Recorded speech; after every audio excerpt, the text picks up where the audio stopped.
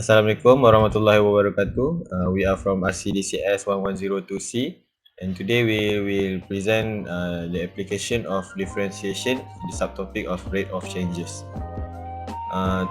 So our group member consists of AMIR, HAFIY, me, Naim, and ARIEF. So what is related rates? Related rates is a problem that involves at least two changing quantities. The rate of change usually with respect time. It is used to calculate the rate of change of one quantity in relation to the rate of change of another.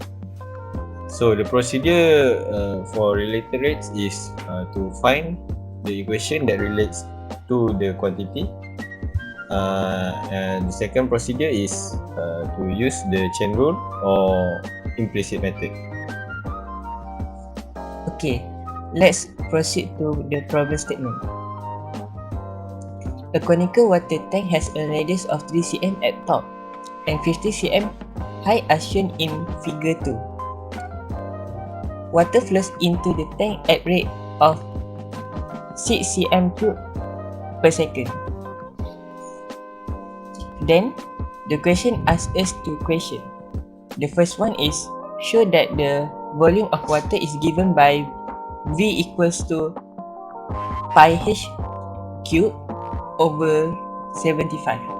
And the second question asks us to find how fast is the heat changing at an instant when the heat of water is 5 cm. Okay, let's proceed to the first question. How to answer it precisely? Okay, the question asks us to prove when the volume of water is pi h cube over 75. So, firstly, we need to refer back to the figure that had been given and find the clue that had been provided to us. Okay. So, basically and usually, the question will give us maybe the surface area or the volume, but in this question it not be given to us, so we need to be creative and manipulate the equation from the figure that had been given. Okay, for the example, it has been stated that the radius and the height is 3 and 15. So from that we can make a ratio which is R per H is equal to 3 over 15. Okay, from that equation we can make R into subject in term of H, and R is equal to 3H over 15. Then we will insert the R value into the hint that had been given, which is the volume of coil is equal to 1 over 3 pi R square H. So we enter the R value into the equation. So we will get 1 over 3 times pi times 3H over 15 square times H.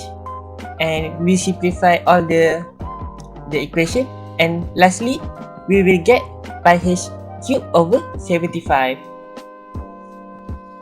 Okay, so for the second question, we will find how fast is the height changing at an instant when the height of water is 5 cm. So the first step is to identify the rate of change that are known and the rate of change that is to be found. So the question has given us the rate of change of volume, which is dV over dt, that equals to positive 6 because the water is increasing. So we are going to find the rate of change of height, which is dH over dt when h is equals to 5. Yes. So the next step is we need to find an equation that relates to the quantity whose rate of change is to be found to the quantities whose rate of change are known. in order to find the rate of height, we need to find the differentiate of the volume. Then we need to invert the equation to get the dH over dV. So after we have find the derivative for the volume equations and inverted it, we can put the equation into the dH over dt equals to dH over dV times dV over dt. So the dH over dV, as we have find just now, 25 over pi h square times with the rate of change of volume which has been given in the question, which is 6. So we will get the answer equals to 150 over pi h square. The question asks for the rate of change of the height when the height is 5 cm. So we insert the h equals to 5. So we will get the final answer 1.91 cm of 1.91 cm over second. In conclusion, by applying differentiation method into this problem, we can conclude that the application of differentiation can be used to define value of volume. For the next one, by applying the differentiation method, we can solve any other kind of problems and solve all problems related to value of a volume. So for our acknowledgement, we are really grateful because we managed to complete this presentation video within the time given by our beloved lecturer, Madam Noorzah. This assignment is impossible to be done without the amazing cooperation and effort from our group members, HAFIY, AMIR, ARIEF and Naim.